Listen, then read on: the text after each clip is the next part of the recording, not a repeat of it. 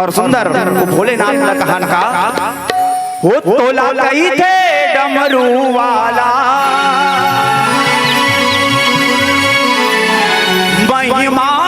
तोर गजब निराला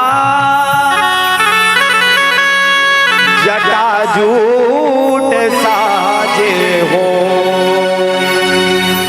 ए भोला शिव शंकर भोला ये भवले पार लगा मोला।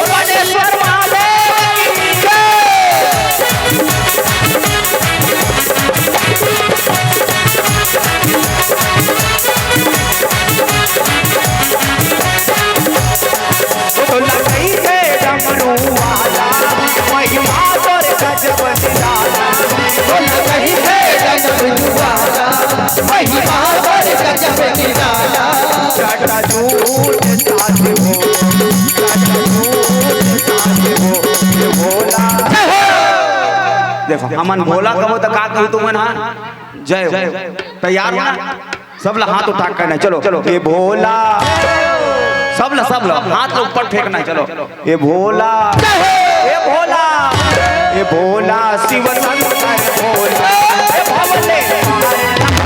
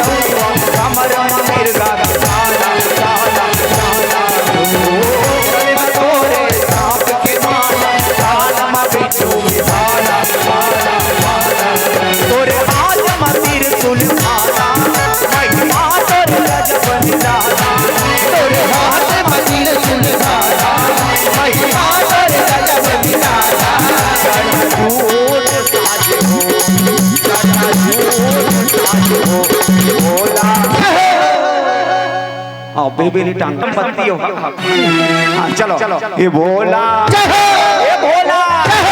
भोला शिव शंकर भोला भोला शिव शंकर भोला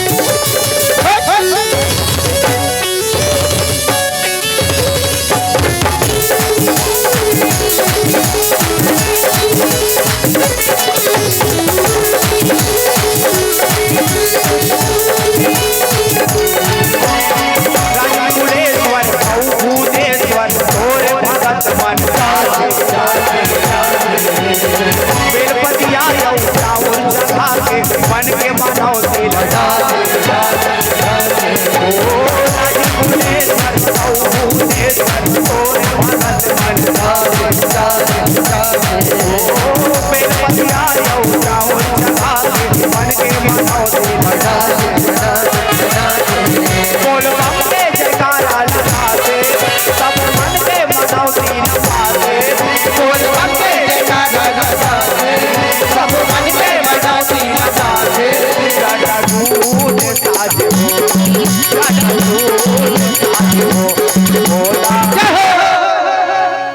कैसे भुला जात हो तुम चलो सामने ए भोला भोला शिव शंकर भोला ए भवले हरे राम भोला भोला शिव शंकर भोला भोले भोला वो तो लड़ाई है डमरू वाला महिमा तोरे गजब निराला भोला कहीं थे डमरू वाला महिमा तोरे गजब निराला चाचा झूठ साथी हो चाचा झूठ साथी हो भोला हमनी टांगो तो मन जानो ए भोला ए भोला ए भोला शिव शंकर भोला ए भवले भोला शिव